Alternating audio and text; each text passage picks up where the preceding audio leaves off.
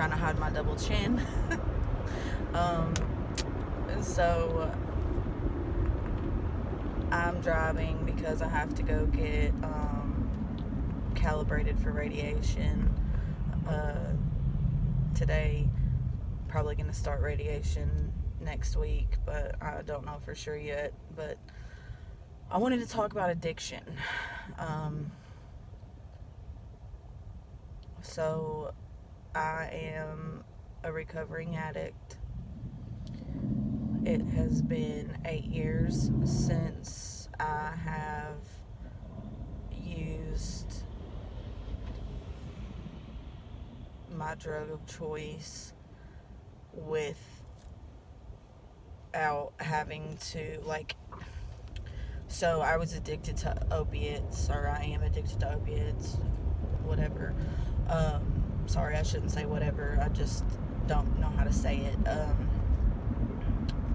Well, whenever you have cancer, or, you have to have a surgery or anything like that, you're gonna have to have a pain medication, most of the time. When I got diagnosed and I fell into a really deep depression that I hid very well. I'm very good at hiding things. I even hid my addiction for a long time. A lot of people didn't know, which is not a good trait. So I'm not saying that is a good thing at all. But in 7 years, I had never even thought of relapse. I didn't ever want to get high again. I never wanted to be that person that I used to be. I never wanted to, wonder if I was going to be sick, dope sick, which, for those who aren't familiar with addiction, especially, for opiates, you have a withdrawal, so you get very sick if you don't have it once you are an addict. So in those 7 years, I never even thought about it. I never wanted to go back to that, because I never wanted to feel that sickness ever again. But when I went into that depression, I just wanted to escape, and that's what getting high does. It's an escape. And I thank God every day that I have my family, and especially my fiance, who helped me through that time, because once I had my major surgery, my double mastectomy, and I had those drains and everything, I was in so much pain. And I had pain medication. And I fought so hard to only take them when I needed them. There was a couple of days there that I had to literally just fight myself to not take more, but anyways, I wanted to kind of make this for people that a lot of addictions start with an illness, or you got into a wreck, or you had surgery, or whatever, opiate addiction anyway, and you got prescribed something from the doctor, and then you took it and you realized, oh my God, I feel like I'm on top of the world. And you will the first time, or maybe even the second, or whatever, but then it's all downhill from there. And I lost my house, I lost my cars, I lost friends, I burned a lot of bridges, I depleted my bank accounts. I couldn't hold a job for very long because, if I was sick, when you're going through withdrawal, it's very hard to function. So I couldn't go show up to work on time, or just whatever. So I kind of just wanted to, I guess, bring attention to that a little bit, because if you are one of those people that are going through, cancer, or, RA, or MS, or, you have chronic depression or bipolar disorder, or, just anything, at some point you're probably going to be on medication that is addictive. And I just want to, warn you that you don't want to, I don't know how to say it. I'm trying not to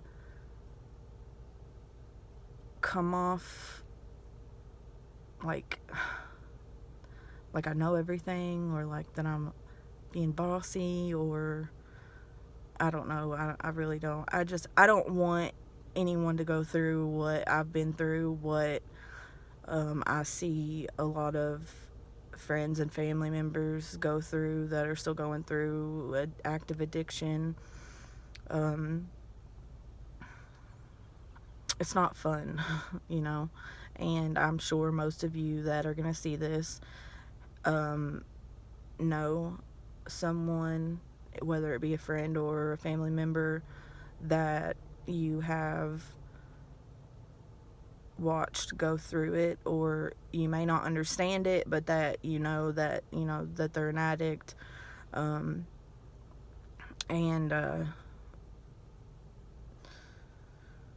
some of you may even be addicts in active addiction, and and if you are and you want help,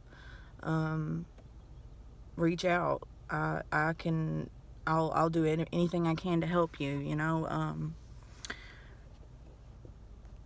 It's been 8 years now, and I'm still, it's always in the back of your head, but for me, I guess it's a lot different now that I've been through everything I've been through, because I know that I can make it now, and I want everyone else to know that if I can make it through cancer, still being clean, you can do it too. Maybe that doesn't make a lot of sense to some of you. I don't know. Maybe I don't make sense at all, and I'm just talking to myself in my car, but addiction is a big thing, and it is ruining families all across the world, and especially in towns like I live in, small towns. It's not just opiates, it's meth, it's heroin. Well, heroin's an opiate, but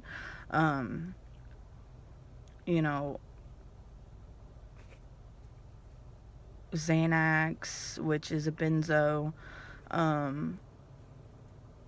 a lot of things like that, and we're losing people every minute of every day from overdose. I've lost some friends.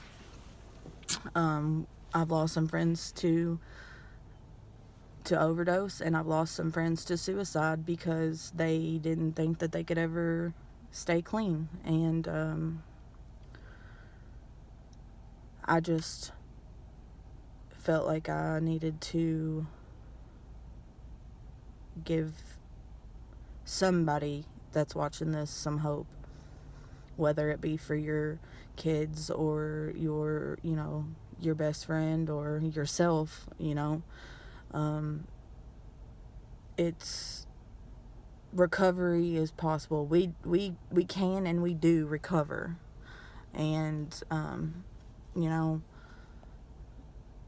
that's basically what I wanted to say. I wanted to try to warn people kind of how it starts, and you know, if you have to be prescribed to something and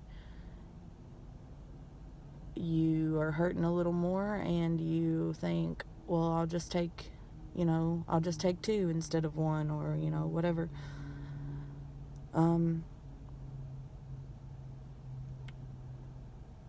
Be careful, because that's how it starts, and then you spiral.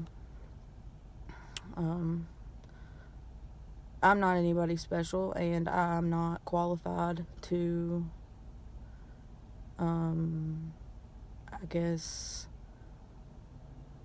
help you. I don't know. I'm not a counselor. I'm not a doctor. I'm just a recovering addict who has cancer, and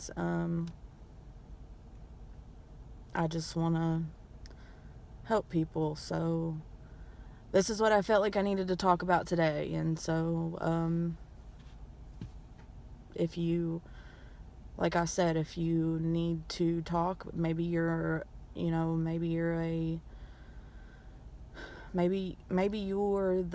addict, or you're starting to take too much of your medication and you don't know how to stop, or whatever, or your best friend is starting to spiral and you don't know how to cope, or if you just need somebody to talk to, my inbox is always open.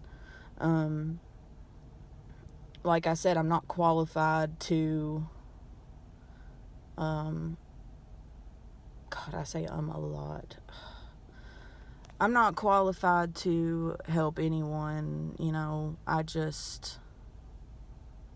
but I do my best, I guess, is what I'm trying to say. There I go again. Anyways, maybe tomorrow I will talk about something else. Probably depression, and compassion fatigue, because that is a big one. Compassion fatigue is huge for people who love someone else who's going through something, and they start to be exhausted by that person's situation. So I will probably talk about that tomorrow or whenever I find time. So thanks for watching, and see ya.